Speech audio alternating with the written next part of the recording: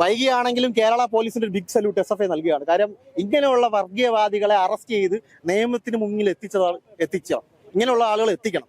ബാക്കി നടപടികൾ എന്താണെന്ന് കോടതി തീരുമാനിക്കട്ടെ. നമസ്കാരം, മലയാളി വാർത്തയിലേക്ക് സ്വാഗതം. തിരുവനന്തപുരം കോടതിയിൽ നിന്നും, ജില്ലാ കോടതിയിൽ നിന്നും TG മോഹൻദാസ് അല്പസമയം മുമ്പ് അദ്ദേഹം ജാമ്യം നേടി പുറത്തേക്ക് പോകുന്ന ദൃശ്യങ്ങൾ നമ്മൾ കാണുന്നുണ്ട്.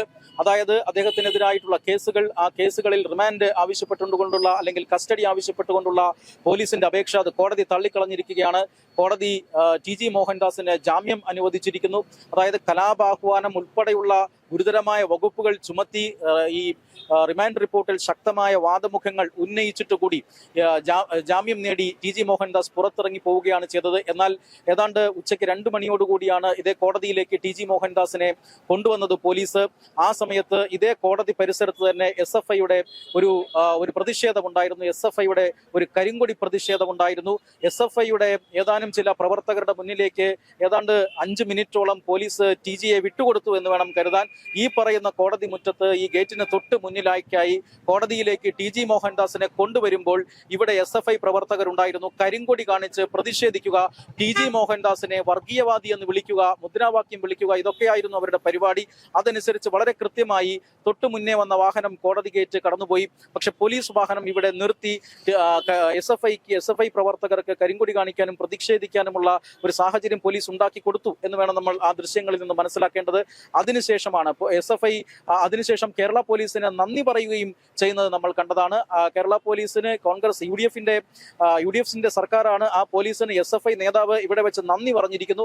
അതിനുശേഷമാണ് കോടതിയിലേക്ക് TG മോഹൻദാസിനെ ഹാജരാക്കിയത്. പക്ഷേ SFIയുടെ ഈ ഒരു പ്രതിഷേധത്തിനും അതുപോലെ തന്നെ പോലീസിന്റെ അതിതീവ്രമായ ശ്രമത്തിനുമൊന്നും TG മോഹൻദാസിന്റെ ജാമ്യം അത് തടയാൻ കഴിഞ്ഞില്ല. അദ്ദേഹത്തിന് ജാമ്യം ലഭിക്കുന്നു. അല്പസമയം മുമ്പ് അദ്ദേഹം ഈ കോടതിയിൽ നിന്ന് ജാമ്യം ലഭിച്ചിറങ്ങുകയും ചെയ്തു.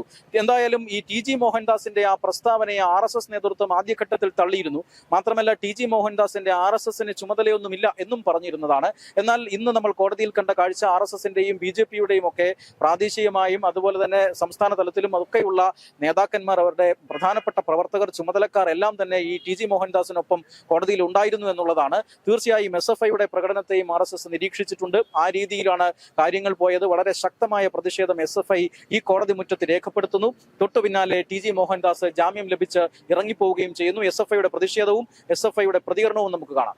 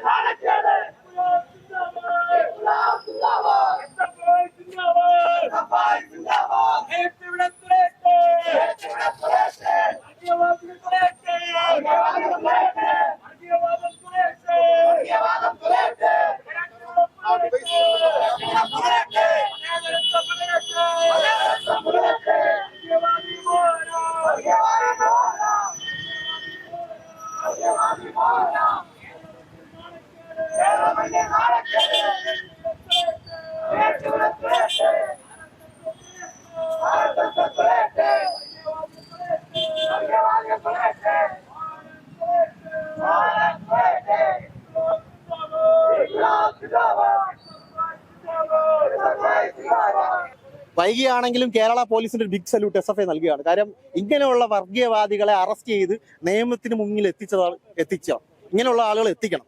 ബാക്കി നടപടികൾ എന്താണെന്ന് കോടതി തീരുമാനിക്കട്ടെ. തീർച്ചയായിട്ടും. കാര്യം ഇങ്ങനെയുള്ള വർഗീയവാദികളെ അറസ്റ്റ് ചെയ്യുമ്പോൾ പോലീസിനെ സ്വാഭാവികമായിട്ട് നമ്മൾ അഭിനന്ദിക്കണമല്ലോ. ഇനി ഇത്തരത്തിലുള്ള ആളുകൾ ഇനിയും കേരളത്തിനകത്തുണ്ട്. അങ്ങനെയുള്ള ആളുകളെ ഈ പറഞ്ഞ പോലെ തന്നെ നിയമത്തിന് മുന്നിൽ എത്തിക്കാൻ വേണ്ടി നമ്മൾ തയ്യാറാവണം, പോലീസ് തയ്യാറാവണം.